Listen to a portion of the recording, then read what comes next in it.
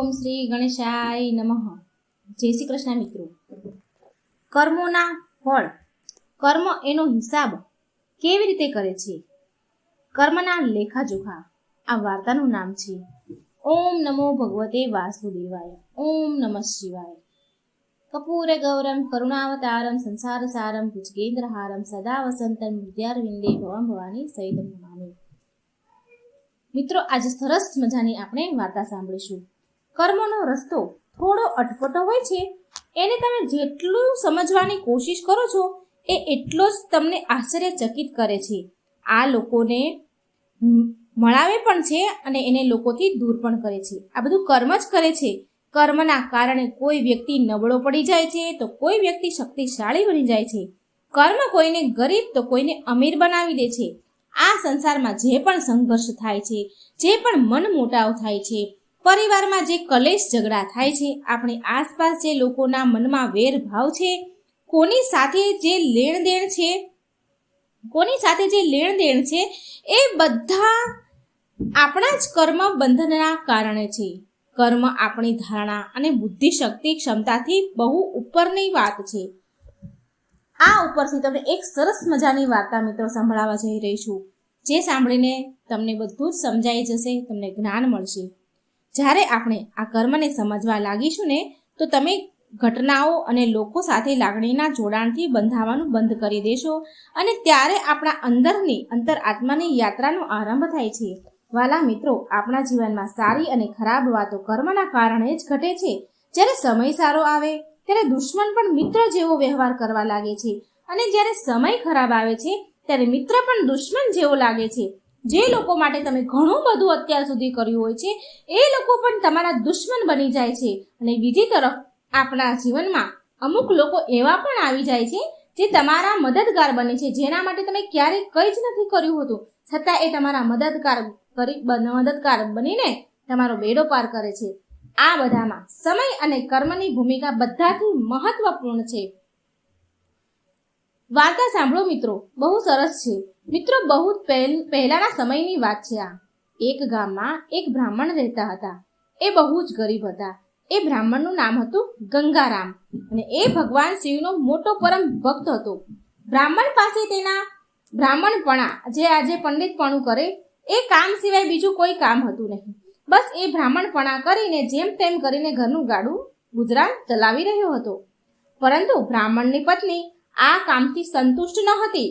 એ બ્રાહ્મણને વારંવાર કહેતી કે ક્યાંક શહેરમાં જઈને બીજું કામકાજ કરો.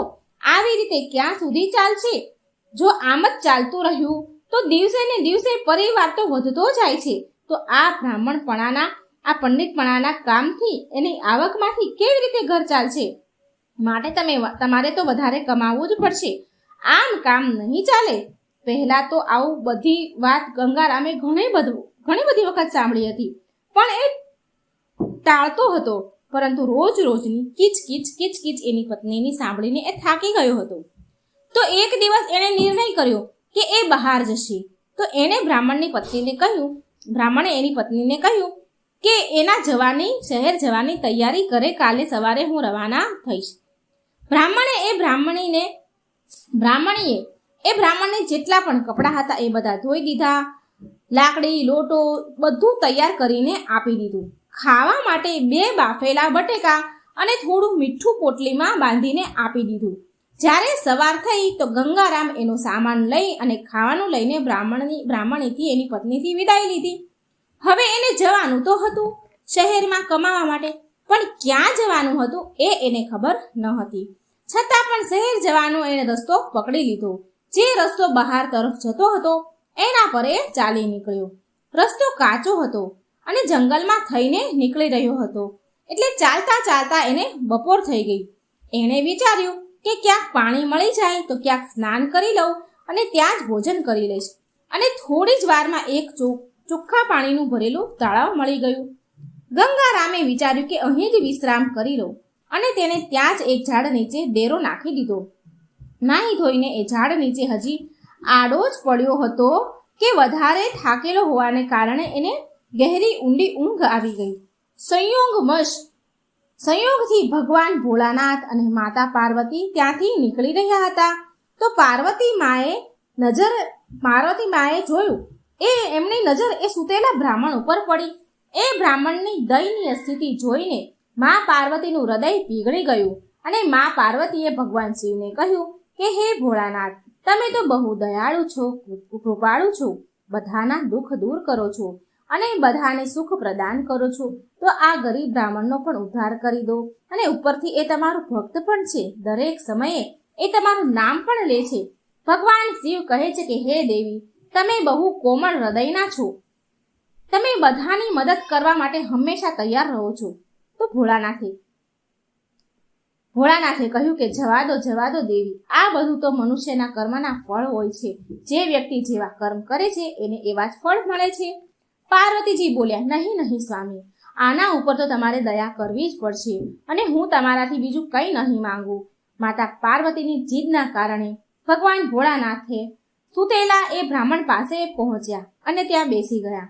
એમણે તેની ખાવાની પોટલી ખોલીને જોયું તો એમાં 2 બાફેલા બટેકા હતા. ભગવાન ભોળાનાથ 2 બાફેલા બટેકાની જગ્યાએ એણે 2 બાફેલા બટેકા લઈ લીધા અને એની જગ્યાએ 2 લાડવા મૂકી દીધા. અને ત્યાંથી પછી મા પાર્વતી અને શિવજી ત્યાંથી ચાલ્યા ગયા. માતા પાર્વતીએ કહ્યું કે હવે ભોળાનાથે મા પાર્વતીને કહ્યું કે દેવી, મેં એની વ્યવસ્થા કરી દીધી છે, હવે ચાલો અહીંથી. બ્રાહ્મણ સૂતા હતા એટલે આ ઘટનાથી પૂરી રીતે અજાણ હતા. તેને કોઈ જાતની ખબર ન હતી કે અહીં શું બન્યું, શું થયું. જ્યારે એ બ્રાહ્મણની આંખ ખુલી, એ ઉઠ્યો ત્યારે 3જો પહોર દિવસનો ચાલી રહ્યો હતો.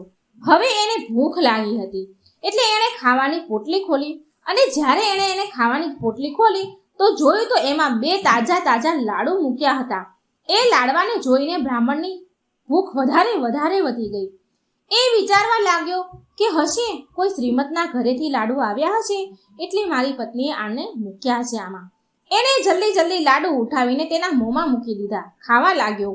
અને બહુ આશ્ચર્યની વાત હતી કે પોટલીમાં 2 લાડુ ખાઈ લીધા છતાં પણ ન જાણે બીજા લાડુ ક્યાંથી આવી ગયા. હવે એ આમ કરતા 15-20 લાડવા ખાઈ ગયો, છતાં પણ હજી એ પોટલીમાં લાડુ હતા. એણે વધારે વિચારવાનું બંધ કરી દીધું અને પોટલી અને સામાન બધો સમેટી અને ઘર તરફ દોડવા લાગ્યો. રાતનો પહેલો પહોર પૂરો થવાનો જ હતો. એ થતા પહેલા જ એ તેના ઘરની ચોખટ ઉપર આવી ગયો. એને દરવાજો ખખડાયો એટલે બ્રાહ્મણીએ બારણું ખોલ્યું. બ્રાહ્મણીએ તેને જોતા જ, એ બ્રાહ્મણને એના પતિને જોતા જ, ગંગારામને જોતા જ ભલું બુરું ખરું ખોટું કહેવાનું શરૂ કરી દીધું.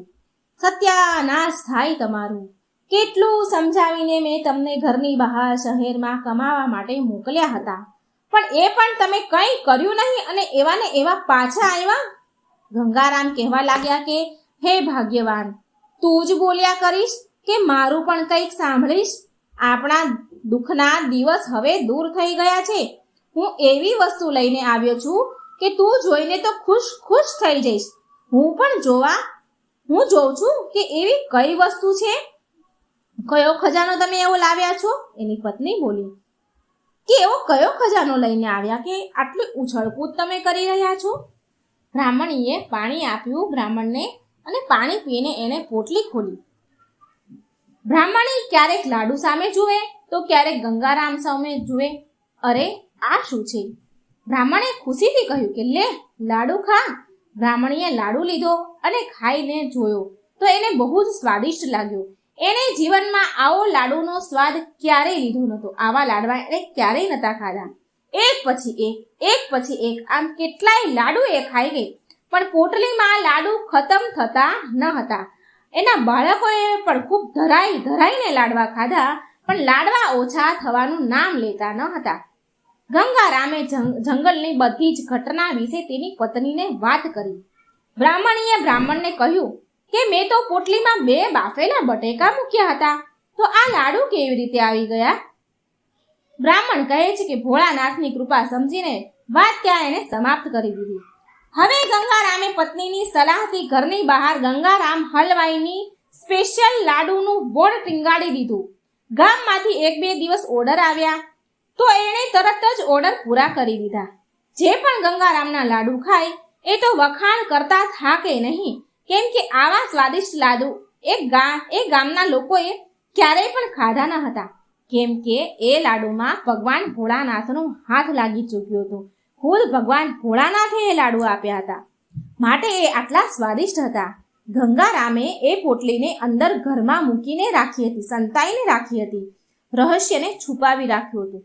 છતાં પણ ગામવાળા બહુ હેરાન પરેશાન હતા, કારણ કે ગંગારામને કોઈ લાડુ બનાવતા જોતું ન હતું, અને ના તો એના ઘરમાંથી કે કોઈ દુકાનમાંથી કોઈ પ્રકારનો ધુવાડો કે કંઈ જ નીકળતું ન હતું, અને ના ગંગારામ કોઈ પ્રકારનો લાડવાનો સામાન લાવતા કોઈ એને જોતું ન હતું. કોઈ પ્રકારનો સામાન પણ એ લાવતો ન હતો. ગામવાળાને શંકા ગઈ. હવે ગંગારામની આર્થિક સ્થિતિ ધીરે ધીરે સારી થવા લાગી. તેને સારું એવું એક મકાન ખરીદી લીધું. તેણે તેની પત્નીને બહુ બધા ઘરેણાં બનાવડાવી દીધા. તેની પત્ની તો સોના ચાંદીના ઘરેણાથી ઢંકાઈ જતી હતી. પત્નીની સલાહથી ફરી ગંગારામે રાજાના દરબારમાં પણ આવવા જવાનું શરૂ કરી દીધું હતું. પણ જ્યારે આદમી મોટો બની જાય છે, મોટો માણસ બને છે ને, તો એના દુશ્મન પણ ઘણા બધા વધી જાય છે, દુશ્મનો બની જાય છે. ગામમાં પણ આવું જ થયું ગંગારામ સાથે. ગામમાં જે લોકો તેની પ્રગતિથી બળતા હતા, ઈર્ષા થતી હતી, એ લોકો રાજ દરબાર સુધી તેની ચુગલી કરવા માટે પહોંચી ગયા. કોઈ દુશ્મને એની પોટલીના રહસ્યની વાત જાણી લીધી હતી અને આ વાત રાજાના કાન સુધી પહોંચાડી દીધી. એવું કહ્યું રાજાને બતાવવામાં આવ્યું કે આવી અનમોલ વસ્તુ તો રાજા પાસે જ હોવી જોઈએ. આ તુચ્છ બ્રાહ્મણને આનાથી શું લેવા દેવા? રાજાએ એમ વિચાર કર્યો કે મારો આટલો મોટો રાજમહેલ છે, રોજ મોટા ભંડારો ચાલે છે, મોટી મોટી સેનાઓ જમે છે, તો આ લાડુની પોટલી તો મારી રસોઈમાં હોવી જોઈએ. આ બ્રાહ્મણને લાડુની પોટલીનું શું કામ? રાજાએ તરત જ એના સિપાહીને મોકલીને એ બ્રાહ્મણને દરબારમાં બોલાવ્યો, અને જ્યારે એ દરબારમાં હાજર થયો બ્રાહ્મણ, તો રાજાએ એની જોડે તેની લાડુની પોટલી માંગી. ગંગારામે તો પહેલા ઘણી બધી આનાકાની કરી ના પાડી, પણ હવે રાજાની આજ્ઞાનું ઉલ્લંઘન કરવું એ તો તેના વશની વાત ન હતી, એ તો એની શક્તિની બહારની વાત હતી. એક અસહાય બ્રાહ્મણના વશમાં ન હતું. એ એક રાજાની આજ્ઞા કેવી રીતે ટાળી શકે? મન મારીને મજબૂરીમાં એ લાડુની પોટલી એ રાજાના હવાલે એ બ્રાહ્મણે ગંગારામે કરી દીધી. બ્રાહ્મણ જાણતો હતો કે જો રાજાને પોટલી હું લાડુની નહીં આપું ને, તો રાજા બળનો ઉપયોગ કરશે અને જબરજસ્તી એની પોટલી છીનવી લેશે. ગંગારામ બીજા કોઈ કામ કરવા લાયક તો બિચારો હતો નહીં. એને પોટલી તો આપી દીધી. હવે જે થોડી ઘણી જમા પૂંજી હતી એની પાસે, એ પણ ખર્ચ થઈ ગઈ, કારણ કે હવે તેની પત્ની અને બાળકોનો ખર્ચા વધતા હતા. એના બાળકો મોટા થઈ રહ્યા હતા, ખર્ચા વધવા લાગ્યા. તેણે તેની પત્નીની સલાહથી રાજા સાથે મિત્રતા કરવાનો પછતાવો અને તેની મૂર્ખતાનો એને બોધ થઈ ગયો. એને ખૂબ પછતાવો થયો બ્રાહ્મણને. તેની પત્ની પણ બહુ દુઃખી રહેતી હતી. તેના દુશ્મનો હવે તેની હસી ઉડાવવા લાગ્યા, તેની વાતો કરવા લાગ્યા. તેની પત્નીએ ફરી બીજી વાર બ્રાહ્મણને એ જગ્યા પર જઈને ભોળાનાથનો આશીર્વાદ લેવાનું કહ્યું. કેટલી વાર એ બ્રાહ્મણને કહ્યું ત્યારે બ્રાહ્મણ માની ગયો. યથાવત તૈયારી એ બ્રાહ્મણની પત્નીએ એના જવાની કરી આપી. તેની પત્નીએ બધી તૈયારી કરી દીધી. એ બ્રાહ્મણ સવાર થતાં જ એની યાત્રા પર નીકળી ગયો. બપોર થતા થતા એ જ સરોવરના કિનારે એ બ્રાહ્મણ પહોંચી ગયો, જ્યાં આજથી લગભગ 3 વર્ષ પહેલા એને ભોળાનાથનું વરદાન પ્રાપ્ત થયું હતું. લાડુની પોટલી મળી હતી. એ ઝાડની છાયામાં સૂઈ ગયો અને થાકેલો હોવાના કારણે એને ઊંઘ પણ આવી ગઈ. આને સુખદ સંયોગ જ કહીશું આપણે, કે પહેલાની જેમ જ ભગવાન શિવ અને માતા પાર્વતી ત્યાંથી નીકળ્યા. માતા પાર્વતીની નજર જ્યારે એ બ્રાહ્મણ પર પડી તો એમને કંઈક યાદ આવ્યું. માતાએ પાર્વતીએ તરત જ ભગવાન શિવને કહ્યું કે હે ભોળાનાથ, તમને યાદ હશે ને કે આપણે આજથી 3 વર્ષ પહેલા અહીંથી નીકળ્યા હતા, અને આ એ જ બ્રાહ્મણ છે જેની તમે મદદ કરી હતી. પરંતુ આની હાલત તો એમની એમ જ છે. આના જીવનમાં કોઈ પરિવર્તન ન થયું. આવું કેમ થયું ભોળાનાથ? મહાદેવ તે બ્રાહ્મણનો હાલ જાણતા હતા. એમને ખબર હતી કે ગંગારામની પોટલી ક્યાં ચાલી ગઈ છે. ભગવાન ભોળાનાથ તો સર્વસ્વ જ્ઞાની છે, અંતર્યામી છે, એ બધું જ જાણે છે. માતા પાર્વતીએ કહ્યું કે પ્રભુ, આની કંઈક મદદ કરો ને. ભગવાન ભોળાનાથે હવે એની પોટલીમાં 2 લાડુની જગ્યાએ તે 2 ઈંટો મૂકી દીધી અને પોટલીને બંધ કરી દીધી. માતા પાર્વતીએ કંઈ પૂછ્યું તો નહીં, પણ ભોળાનાથના આ કામથી એ હેરાન જરૂર હતા. એ એક વાત જાણતા હતા માતાજી મા પાર્વતી કે ભોળાનાથના બધા જ કામમાં કંઈક ને કંઈક ભલાઈ જરૂર હોય છે, કંઈક સારું જ હશે. થોડી વાર પછી ગંગારામની આંખ ખુલી તો એણે જલ્દી સરોવરમાં સ્નાન કર્યું અને ભોળાનાથનું નામ લેતા એણે એની પોટલી ખોલી. તો પોટલી ખોલી તો એક ઈંટ ઝડપથી ઉડી અને ગંગારામના માથા ઉપર જોરથી વાગી. એની આંખોની આગળ અંધારું છવાઈ ગયું અને તો ઘડીકમાં બેભાન થઈને પડી ગયું. લગભગ અડધો કલાક પછી તેને ભાન આવ્યું તો તેને આશ્ચર્યચકિત થયું કે અરે આ શું હતું. એનું માથું સોજી ગયું અને આંખો લીલી પીળી થઈ ગઈ. એને મનમાં ને મનમાં ભોળાનાથની આ કૃપા પર હસવું પણ આવી રહ્યું હતું અને ગુસ્સો પણ આવી રહ્યો હતો. એ વિચારવા અને સમજવાની અવસ્થામાં હતો નહીં. એને જોયું કે પોટલીમાં હજી પણ 2 ઈંટો છે. એક ઈંટ જે એને વાગી હતી અને એ બહાર પડી હતી અને બીજી 2 ઈંટો પોટલીમાં હતી. તેને એમાં ભોળાનાથની કૃપા દેખાતી હતી. તો તેણે ઈંટોને ભેગી કરી અને બધો જ સામાન ભેગો કરી તેના ઘર તરફ ચાલ્યો ગયો. અડધી રાતે ગંગારામ એના ઘરે પહોંચી ગયો. ગંગારામની પત્ની આ વખતે તો એની વાટ જોઈને બેઠી હતી. એ બ્રાહ્મણની આવી હાલત જોઈ, એના પતિની આવી હાલત જોઈ બ્રાહ્મણીને તો આંચકો લાગ્યો. એ બહુ દુઃખી થઈ ગઈ. બ્રાહ્મણીને શંકા હતી કે એ ખાલી હાથે આવ્યા હશે. ગંગારામે પણ પોટલી વિશે કંઈ કહ્યું નહીં. હાથ મોઢું ધોઈને ભોજન કર્યું અને સૂઈ ગયા. આ બાજુ બ્રાહ્મણીને પોટલીને જોયા વિના ચેન પડતું ન હતું, એટલે એ ચૂપચાપ ઊભી થઈ અને ધીરે ધીરે એ પોટલી ખોલી. એ પોટલીના ખુલતા જ એક ઈંટ એના માથા ઉપર ઉડીને પડી અને વાગી અને ઈંટ વાગતા જ બ્રાહ્મણની પત્નીની તો ચીસ પડી ગઈ. તેણે પોટલીને ફટાફટ બંધ કરી અને હાય રામ કહીને પાછી બેભાન થઈ ગઈ. થોડી વાર હોશ આવ્યું પછી એ ચિંતામાં પાછી સૂઈ ગઈ. સવાર પડી તો બ્રાહ્મણ અને બ્રાહ્મણી એકબીજાને સામે જોવા લાગ્યા. એટલે એને પૂરી કહાની સમજાઈ ગઈ. પછીના એકબીજાએ તો કોઈને કંઈ પૂછ્યું કે ન કોઈએ કંઈ બતાવ્યું. થોડા સ્વસ્થ ગંગારામ બ્રાહ્મણ થયા. સ્વસ્થ થયા પછી તેના મગજના એની બુદ્ધિના એણે ઘોડા દોડાવ્યા. ભોળાનાથની આ કૃપાનો શું ઉદ્દેશ હશે એ વિચાર કરવા લાગ્યા કે ભોળાનાથે 2 લાડુ રાખ્યા અને 2 લાડુ આપવાની જગ્યાએ 2 ઈંટો કેમ મૂકી છે. એ ઈંટોનું પોટલું ગામની બહાર સુમસામ જગ્યા પર લઈને ગયો. એને વિચાર આવ્યો કે ભગવાને આવું કેમ કર્યું છે, શું ઉદ્દેશ છે આનો. એ વિચાર કરવા માટે એ પોટલું લઈ અને ગામની બહાર સુમસામ જગ્યામાં ચાલ્યો ગયો અને ધીરે રહીને એ પોટલી એની વિરુદ્ધ દિશામાં, એની સામેની દિશામાં ખોલી અને ભોળાનાથનું નામ લઈને એણે પોટલી ખોલી. તો એ આશ્ચર્યચકિત હતો કે એ પોટલીમાંથી લગાતાર ઈંટો ઊંધી દિશામાં સામેની સાઈડ પડી રહી હતી ઉડીને. તેણે ધીરે રહીને પોટલી બંધ કરી દીધી. પોટલીમાં હજી પણ 2 ઈંટો હતી. હવે એને ભોળાનાથની કૃપાનો અહેસાસ થઈ ગયો અને એ લીલાનો ઉદ્દેશ શું છે એ એને ખબર પડી ગઈ કે આ ગંગારામ બ્રાહ્મણને સમજમાં આવી ગયું હતું, જે યુદ્ધનો સંદેશ આપી રહ્યું હતું કે હા, રાજા સાથે યુદ્ધ કરીને મારી પોટલી હું પાછી લઈ લઉં.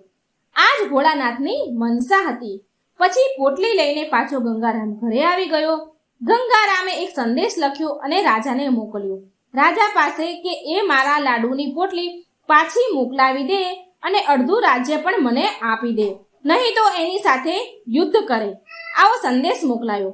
રાજાને બ્રાહ્મણનો સંદેશ બહુ અટપટો અને બકવાસ લાગ્યો. તેણે 100 સૈનિકો પકડવા માટે બ્રાહ્મણને આદેશ આપ્યો. સિપાહી બહુ જોશમાં એ બ્રાહ્મણ ગંગારામની ઘરે આવ્યા અને ગંગારામને બહાર નીકળવા માટે લલકારવા લાગ્યા. ગંગારામ તો પહેલેથી તૈયાર બેઠો હતો. એણે તેની પોટલીને ઘરની ઉપરથી બરાબર સેટ મૂકી દીધી હતી. તેણે પહેલા તો સિપાહીઓને પાછા જવા માટે સલાહ આપી, પણ એ માન્યા નહીં. પછી એ યુદ્ધ કરવા તૈયાર થઈ ગયો. પછી એ બ્રાહ્મણે એ પોટલીનું મોઢું સિપાહીઓ તરફ ખોલી મૂકી દીધું. હવે શું? ઈંટોનો વરસાદ થવા લાગ્યો. સિપાહી ઉપર ઈંટો વરસવા લાગી અને સિપાહીઓ તો લોહી લુહાણ થઈ ગયા અને પાછા મહેલ તરફ ભાગી દોડીને જવા લાગ્યા. લગભગ 300 થી 400 મીટર સુધી ઈંટો ઉપર પડતી રહી સૈનિકોની, અને ભાગીને સૈનિકો બધા રાજા પાસે પહોંચ્યા અને રાજાને બધી વાત કરી, બધી જ ઘટના કહી. આવી એક તરફા લડાઈ રાજાએ ક્યારેય ન જોઈ હતી કે ન ક્યારેય સાંભળી હતી. રાજાએ એની પૂરી સેના એના સેનાપતિઓ સાથે મોકલી દીધી. જેટલા પણ સૈનિકો હતા, સેનાપતિ બધા મોકલી દીધા યુદ્ધ માટે. સૈનિક અને સેનાપતિ એ બ્રાહ્મણને પકડવા માટે ગામ તરફ આવ્યા. હવે એ બ્રાહ્મણે ગામની બહાર એનો મોરચો તૈયાર રાખ્યો હતો. એક ઊંચો ટેકરો હતો જે ગામની બહાર હતો. ત્યાં તેણે ડેરો નાખ્યો. ત્યાં પોટલી લઈને ચડી ગયો. જેવા સૈનિકો આવ્યા તો પોટલીનું મોઢું એ સૈનિકો તરફ ખોલી દીધું, અને સૈનિકો પાસે આવી રીતના અસ્ત્રની લડવાનો કોઈ હથિયાર કે કોઈ સાધન હતા નહીં. ઈંટો લગાતાર વરસવા લાગી, સૈનિકો ઉપર વરસતી હતી. ભાલા, શસ્ત્ર બધા જ ઈંટો સામે ફેલ થઈ ગયા હતા. ભયંકર ચીસો પોકાર પાડી રહ્યા હતા. સૈનિકો ત્રાહિમામ કરતા પાછા ભાગી રહ્યા હતા. હવે આ ખબર રાજા પાસે પહોંચી ગઈ. આ વિચિત્ર ખબર જ્યારે રાજાએ સાંભળી તો તેણે તરત જ મંત્રીઓને સાથે સભા બોલાવી અને વિચાર કર્યા. હવે આ બ્રાહ્મણ સાથે કેવી રીતે જીતવું, શું કરવું, આ ચર્ચા બધી કરી. તેના ઘણા વરિષ્ઠ મંત્રી હતા. એને સમાધાન કરવા માટેનું કહ્યું, કારણ કે બધા જ જાણતા હતા કે રાજાએ લાડુની પોટલી ગંગારામ પાસેથી બળપૂર્વક છીનવી લીધી છે, અને બ્રાહ્મણ સાથે કોઈ દેવી શક્તિ છે તેનો સાથ આપી રહી છે. માટે મજબૂર થઈને રાજાએ સમાધાનના સમાચાર બ્રાહ્મણને મોકલ્યા. બ્રાહ્મણે તેની બંને શરતને ફરી પાછી લખીને મોકલી કે જો મારી આ બંને શરત રાજાને મંજૂર છે તો જ એ સમાધાન કરવા તૈયાર થશે. રાજાએ શરત સ્વીકારી અને અડધું રાજ્ય આપી દેવાની ઘોષણા કરી દીધી, અને તેની પોટલી સન્માન સહિત પાછી આપવાની પણ ઘોષણા કરી દીધી. એ બ્રાહ્મણ હવે મહારાજ રાજા બની ગયો હતો, અને આ બધું ભોળાનાથની કૃપાથી થયું હતું. બ્રાહ્મણે પ્રજાના હિતમાં કાર્ય કરવાનું શરૂ કરી દીધું હતું, અને સુખ શાંતિથી એના રાજ્યનું સંચાલન કરવા લાગ્યો. તેનો ઉદ્દેશ સાચો હતો. ગંગારામ બ્રાહ્મણનો ઉદ્દેશ સાચો હતો, માટે ભગવાને તેની મદદ કરી. અને રાજાનો ઉદ્દેશ ખોટો હતો. એ રાજા પાસે તો બહુ બધું ધન સંપત્તિ હતી, પણ જ્યારે તેણે બ્રાહ્મણની પાસેથી પોટલી આંચકી લેવાની, છીનવી લેવાની એને મન થયું, ત્યારે ભગવાન એનાથી નારાજ થઈ ગયા, અને તેને એના ખરાબ કર્મની તેને સજા મળી. બ્રાહ્મણની નિયત સારી હતી, તેના કર્મ સારા હતા, માટે ભગવાને બ્રાહ્મણનો સાથ આપ્યો. મિત્રો, કર્મ આપણો હિસાબ કેવી રીતે લે છે કોઈને નથી ખબર પડતી, પણ કર્મ તો હિસાબ જરૂર કરે છે. કર્મોનો હિસાબ જરૂર થઈને જ રહે છે. એક ગામમાં એક ખેડૂત રહેતો હતો. તેના પરિવારમાં તેની પત્ની અને એક છોકરો હતો. થોડા વર્ષ બાદ તેની પત્નીનું મૃત્યુ થઈ ગયું. તે સમયે તેના છોકરાની ઉંમર 10 વર્ષની હતી. ખેડૂતે બીજા લગ્ન કર્યા, અને બીજી પત્નીથી પણ ખેડૂતને એક બીજો પુત્ર થયો. ખેડૂતની બીજી પત્ની પણ થોડા સમય બાદ મૃત્યુ પામી. ખેડૂતનો મોટો દીકરો જે પહેલી પત્નીથી થયો હતો, જ્યારે એ લગ્ન લાયક થયો તો ખેડૂતે મોટા દીકરાના લગ્ન કરાવી દીધા, અને પછી ખેડૂતનું પણ થોડા સમયમાં મૃત્યુ થઈ ગયું. ખેડૂતનો નાનો દીકરો જે બીજી પત્નીથી થયો હતો, અને મોટો દીકરો પહેલી પત્નીથી થયો હતો, એ બંને સાથે જ રહેતા હતા. થોડા સમય બાદ નાના છોકરાની તબિયત ખરાબ રહેવા લાગી. મોટા ભાઈએ આસપાસના વૈદ્યથી તેનો ઈલાજ કરાવ્યો, પણ કોઈ રાહત ન મળી. નાના ભાઈની રોજ તબિયત બગડતી રહેતી હતી. કોઈ સુધાર થતો નહોતો, અને દવામાં એનો બહુ બધો પૈસો ખર્ચાતો હતો. એક દિવસ મોટા ભાઈએ એની પત્ની સાથે સલાહ કરી, વાત કરી કે જો આ નાનો ભાઈ મરી જાય ને તો આપણે તેના ઈલાજ માટે પૈસા ખર્ચવા નહીં પડે, અને એની અડધી મિલકત જે છે એમાં ભાગ પણ નહીં પડે. આપણી બધી મિલકત આપણી એકની રહેશે. ત્યારે એની પત્ની બોલી કે આપણે કોઈ વૈદ્યને હકીમને વાત કરીએ અને આને ઝેર આપી દઈએ. કોઈને ખબર પણ નહીં પડે, અને કોઈ સગાવાલા શક પણ નહીં કરે, કારણ કે લોકો એવું વિચારશે કે આ તો બીમાર જ રહેતો હતો, એને બીમારીમાં એનું મૃત્યુ થઈ ગયું. મોટા ભાઈએ આવું જ કર્યું. એક વૈદ્યને શોધ્યો, એને વાત કરી અને પૈસાની લાલચ આપી કે જેટલા પૈસા માંગશો એટલા પૈસા હું તમને આપીશ, તમે મારા ભાઈને દવામાં ઝેર ભેળવીને આપી દેજો. વૈદ્યે પણ લાલચમાં હા પાડી દીધી, એની વાત માની લીધી, અને નાના ભાઈને ઝેર આપી દીધું. છોકરાનું મૃત્યુ થઈ ગયું. તેનો મોટો ભાઈ અને એની ભાભી બહુ ખુશ થયા, બહુ ખુશીઓ મનાવી નાના ભાઈના મૃત્યુ ઉપર કે રસ્તાનો કાંટો નીકળી ગયો. હવે બધી જ સંપત્તિ, જમીન, મિલકત મારી એકલાની થઈ ગઈ. તેનો અંતિમ સંસ્કાર કરવા એ પહોંચી ગયા. બધું પતી ગયું. થોડા સમય બાદ એના ઘરમાં એક દીકરાનો જન્મ થયો. મોટા ભાઈને એક દીકરો થયો. પતિ પત્નીએ ખુશીઓ મનાવી. બહુ લાડ પ્રેમથી એ છોકરાનો ઉછેર કર્યો. છોકરો મોટો કર્યો. થોડા વર્ષમાં એ છોકરો જુવાન થઈ ગયો. તેને તેના લગ્ન કરાવી દીધા. લગ્નના થોડા સમય બાદ એ છોકરો અચાનક બીમાર પડ્યો. મા બાપે બહુ વૈદ હકીમ તેનો ઈલાજ એનાથી કરાવ્યો. મોટા મોટા દવાખાને લઈ ગયા. જેટલા પૈસા માંગે એટલા પૈસા આપ્યા, જેથી એ છોકરો સાજો થઈ જાય. તેમના છોકરાના ઈલાજમાં મોટા ભાઈએ તેની અડધી સંપત્તિ વેચી નાખી. પણ છોકરો બીમારીના કારણે મરણ પથારી પર આવી ગયો હતો. એનું શરીર એટલું બધું નબળું પડી ગયું કે હવે માત્ર શરીરમાં હાડકાં જ હતા, હાડપિંજર હતો. એક દિવસ છોકરાના પિતા એની પાસે બેઠા અને તેની દયનીય હાલત જોઈને દુઃખી થઈ રહ્યા હતા અને તેની સામે જ જોયા કરે. ત્યારે એ છોકરો એના પિતાને કહે છે કે ભાઈ, હવે બધો હિસાબ તો થઈ જ ચૂક્યો છે, માત્ર કફન અને લાકડાનો હિસાબ બાકી છે. હવે એની પણ તૈયારી કરી લો. આ સાંભળીને એના પિતાએ વિચાર્યું કે છોકરાનું મગજ બીમારીમાં ખરાબ થઈ ગયું છે, એટલે બીમારીના કારણે આવું બોલી રહ્યો છે. એને કહ્યું કે બેટા, હું તારો પિતા છું, ભાઈ નથી. ત્યારે છોકરો બોલ્યો કે હું તમારો એ જ ભાઈ છું જેને તમે ઝેર આપીને માર્યો હતો, જે સંપત્તિ માટે તમે મને માર્યો હતો. હવે અડધી સંપત્તિ તો મારા ઈલાજમાં વેચાઈ ચૂકી છે અને હવે તમારા ભાગની અડધી સંપત્તિ વધી છે. મારો હિસાબ તો ભાઈ થઈ ગયો. ત્યારે એના પિતા જોર જોરથી રડવા લાગ્યા કે મારા તો કુળનો જ નાશ થઈ ગયો, કે જે મેં કર્યું હતું એ મારી આગળ આવ્યું. પણ તારી પત્નીનો શું દોષ છે? એ બિચારી તો આખું જીવન તારી વિધવાના રૂપમાં વિતાવવું પડશે ને એની સાથે કોણ લગ્ન કરશે?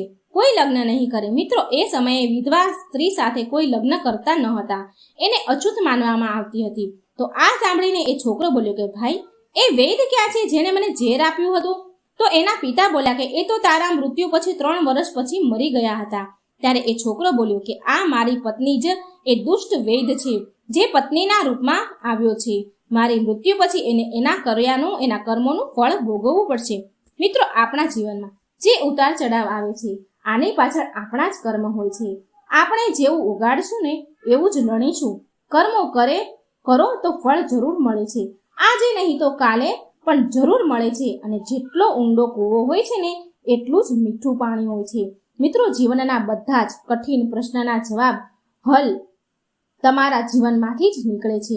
માટે વિચારવું અને સદા સારા કર્મ કરો. સારી રીતે વિચારીને કર્મ કરો અને કોઈ એવું કર્મ ન કરો જે તમારા માટે કષ્ટદાયક હોય.